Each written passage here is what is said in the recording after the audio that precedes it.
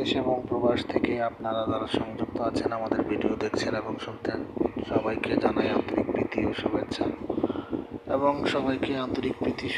জানিয়ে শুরু করছি আজকের প্রতিবেদনে আসা এই অপরূপ সুন্দর আপুটির জীবনের গল্প কথাগুলো তুলে ধরবো। কেন এসেছে প্রতিবেদনে বিস্তারিত আলোচনা থাকছে।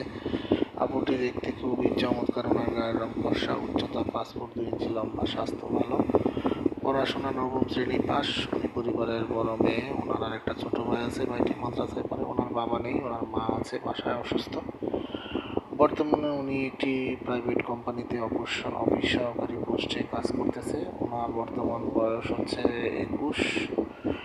আসলে পরিবারের হাল ধরতে গিয়ে বিয়ে শাদী বসা হয়নি, তো বিয়ের বয়স পার হয়ে যাচ্ছে। আসলে এক প্রকার হতাশাগ্রস্ত হয়ে আমাদের চ্যানেলের সাথে যোগাযোগ করে ওনার প্রতিবেদন নিয়ে এসেছে। উনি মুসলিম, নামাজ কালাম পড়তে পারে, কোরআন পড়তে পারে। উনি চাচ্ছে আসলে ওনার সার্বিক পরিস্থিতির সাথে সব কিছু মেনে নিয়ে যদি কেউ ওনাকে জীবন সঙ্গী করতে চায়, উনি বিয়ে বসতে রাজি আছে। আর উনি নিঃস্বার্থ একজন জীবন সঙ্গী খুঁজছে, যে আসলে ওনাকে ছাড়া কোনো প্রকার যৌতুকের দাবি দাবা করবে না, এমন একটা লোকের খোঁজে মূলত এসেছে। কোনো সহযোগিতা চায় না। উনি বলেছে পাত্রের বয়স একটু বেশি হলে উনি বিয়ে বসতে রাজি আছে। পাত্রকে অবশ্যই কর্মঠ হতে হবে।